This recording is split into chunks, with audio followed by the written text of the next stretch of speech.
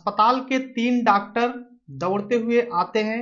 Nurse और compounder से बोलते हैं कि एम्बुलेंस में चलो, एक इमरजेंसी पेशेंट को देखने चलना है, जितना फास्ट हो सके चलो। और तुरंत एम्बुलेंस में बैठ जाते हैं 3 डॉक्टर, एक ड्राइवर, एक कंपाउंडर और एक नर्स।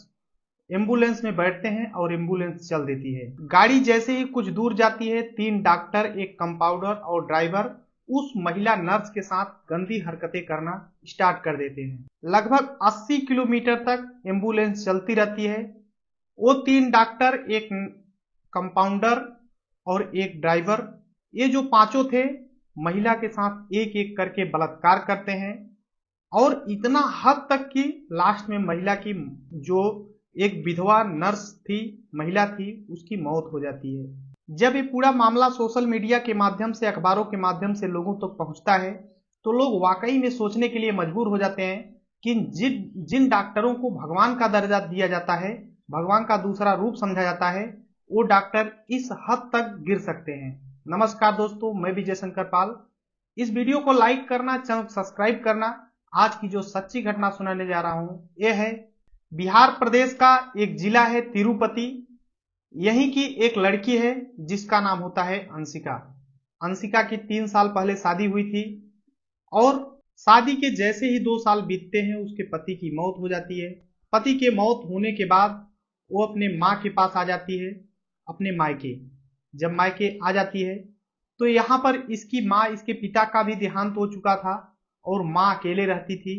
और जो इसके भाई थे वो अपने पत्नियों के साथ अलग रहते थे, तो ये अपने माँ के साथ रहना स्वीकार करती है, माँ के साथ ही रहने लगती है। माँ बेटी अच्छे से जिंदगी काट रहे थे।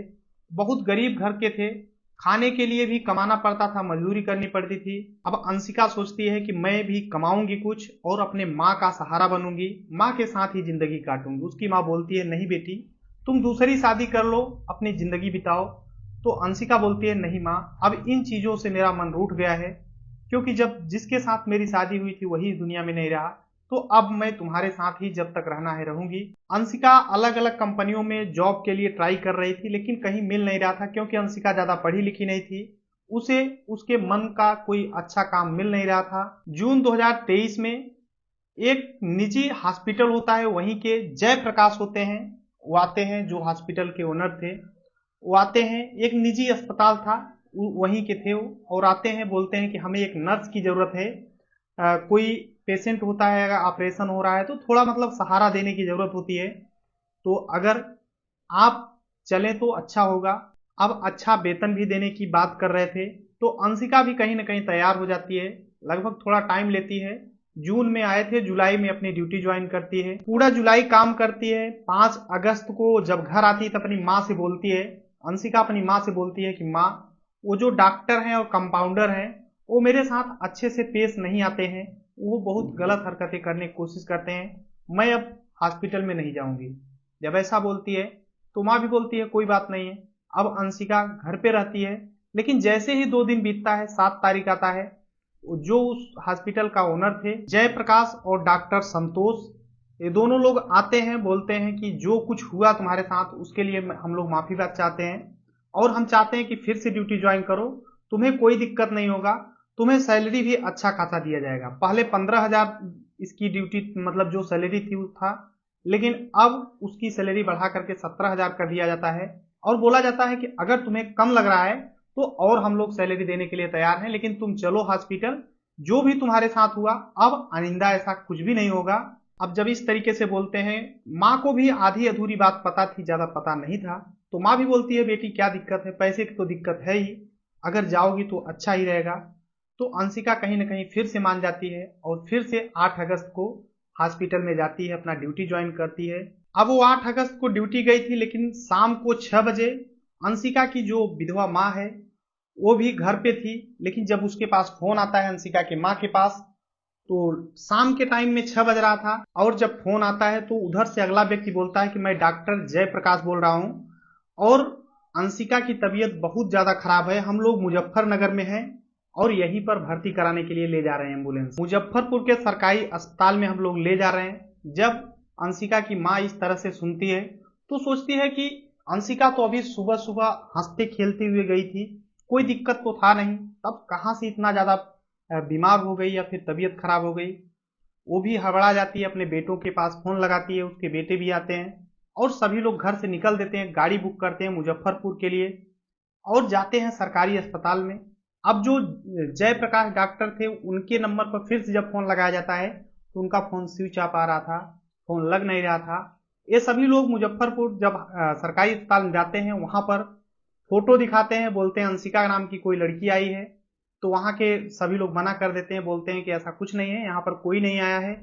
ये लोग बहुत ज्यादा परेशान हो जाते हैं, खोजने की कोशिश करते हैं कि आखिर गई कहां पर। दोबारा वही मोतिहारी जो नर्सिंग होम था यहीं पर आते हैं और यहाँ पर पता करने की कोशिश करते हैं, देखते हैं कि जो हॉस्पिटल था उसमें बाहर से ताला लगा हुआ है, यहाँ पर कोई भी न पेशेंट है और न ही डॉक्टर है यहाँ पर।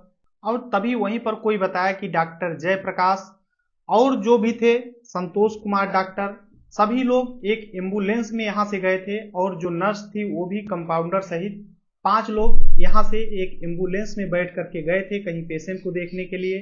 तो माँ भी कहीं ना कहीं अस्वस्थ थोड़ा बहुत हो जाती है कि हो सकता है कि ये लोग गए होंगे किसी मरीज का इलाज करने के लिए, लेकिन आ जाएंगे। और बेटे भी बोलते हैं कि माँ टेंशन मत लो, आएगी, गए होंगे, क्योंकि वहां पर जो एम्बुलेंस में बैठे हैं कोई इधर उधर के व्यक्ति नहीं है, अच्छे खासे पढ़े लिखे डॉक्टर वहां पर बैठे हैं एम्बुलेंस में, तो अंशिका को कोई दिक्कत नहीं होना चाहिए। वो भी गई है, किसी मरीज का इलाज करने के लिए गए होंगे, अभी कुछ ही देर आए, कुछ ही देर में आ जाएंगे। माँ भी सोच रही थी कि अभी मेरी बेटी आएगी और बोलेगी और माँ कैसी हो, क्यों परेशान हो रही हो, मैं तो हूं यहाँ पर। माँ यही सोच रही थी, तभी एक फोन आता है माँ के मोबाइल पर और बोलता है कि मैं मुजफ्फरपुर थाने से सिपाही बोल रहा हूँ और यहाँ पर एक एम्बुलेंस खड़ी है और एम्बुलेंस में अंशिका नाम की लड़की है जो कि हॉस्पिटल का एक ड्रेस पहनी हुई है कंपाउंडर जैसा, और इसकी लाश पड़ी हुई है।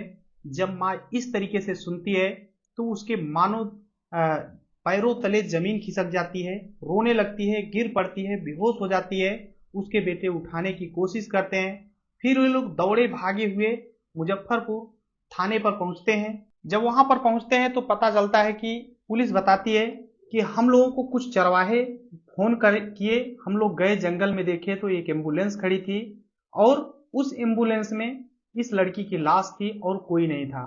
जब इस तरीके से देखते हैं तो जो नर्स थी उस वहां पर उसकी मोबाइल पड़ी हुई थी, उसकी मोबाइल से उसके माँ के पास फोन किया गया और जैसे ही पता चला तो पूरे परिवार पहुंचे, मातम जैसा छा गया था। अब पुलिस भी कहीं ना कहीं जांच में लग जाती है, उसकी माँ से भी पूछताछ करती है कि तुम्हारी बेटी क्या करती थी, क्या कैसे कब निकली थी घर से। तो उसकी माँ बताती है कि एक नर्स का काम किया करती थी, इसी हॉस्पिटल में जाती थी।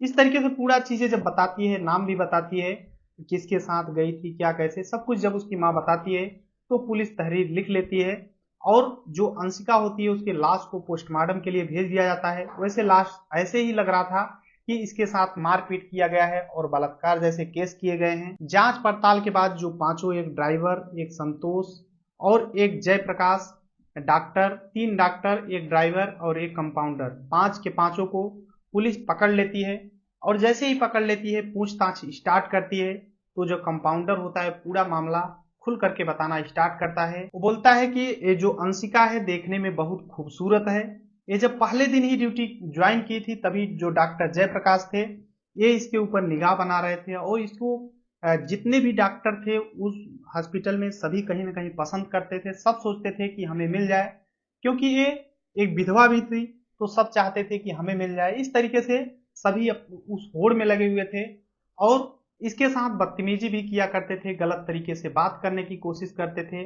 जब इस तरीके से होता था तो अंशिका परेशान हो जाती है, एक बार वो ड्यूटी ही छोड़ देती है, लेकिन उसके बाद फिर से एक दावा किया जाता है कि अब ऐसा नहीं होगा। तो फिर से अंशिका जब ज्वाइन करती है तो सभी लोग ये सोचते हैं कि चलो कुछ ऐसा प्लान बना करके इसके साथ बलात्कार कर दिया जाए ताकि बाद में इसे फुसला लिया जाएगा कि कहीं न बताए और फिर इस तरीके से क्रियाकलाप पारी पारा चलता रहेगा। इस तरीके से ये लोग करने की कोशिश करते हैं, लेकिन इन्हें नहीं पता था कि जब हम लोग ले जाएंगे इसके साथ गलत काम करेंगे तो ये चिल्लाएगी। अंशिका के साथ जब गलत काम सभी पारी पारा कर रहे थे तो अंशिका बोल रही थी कि हम जैसे ही यहाँ से बच के जाएंगे पुलिस में जाएंगे, तुम लोगों को जेल का रोटी खिलाएंगे। इस तरीके से बार बार जब अंशिका बोल रही थी तो ये लोग अंशिका को मारते हैं बुरी तरीके से, उसका हाथ भी टूटा था और उसके साथ गलत कृत्य भी करते हैं, उसे जान से मार डालते हैं। वहीं पर मार डालने के बाद एम्बुलेंस में ही छोड़ करके ये लोग एम्बुलेंस छोड़ करके भाग जाते हैं वहां से।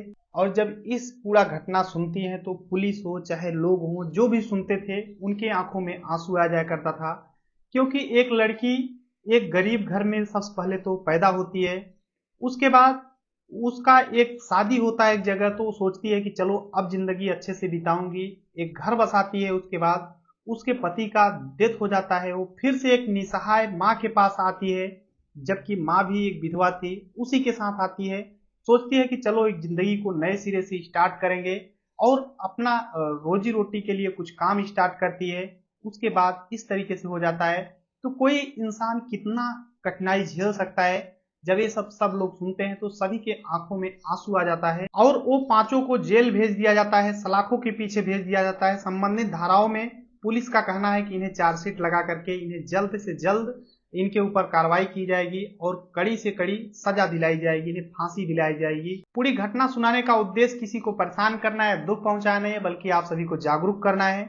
इस पूरी घटना के बारे में आपकी क्या राय है, कमेंट बॉक्स कमेंट करना। और एक चीज और है कि कोई भी माता बहन कोई भी हो, अगर कहीं भी काम करने जा रहे हो तो सबसे पहले वहां का माहौल देख लो, वहां का कैसे लोग हैं, किस तरीके से रहते हैं। थोड़ा अगर पैसा कम ही मिले लेकिन इज्जत मिले तो वहां पर जरूर काम करें, लेकिन थोड़ा ज्यादा पैसे के चक्कर में ऐसी जगह काम न करें जहां आप अपने आप को सेफ महसूस न कर सकें। आई होप वीडियो पसंद आया होगा, एक लाइक करो, चैनल सब्सक्राइब करो। मिलते हैं नेक्स्ट वीडियो में, तब तक के लिए जय हिंद, वंदे मातरम।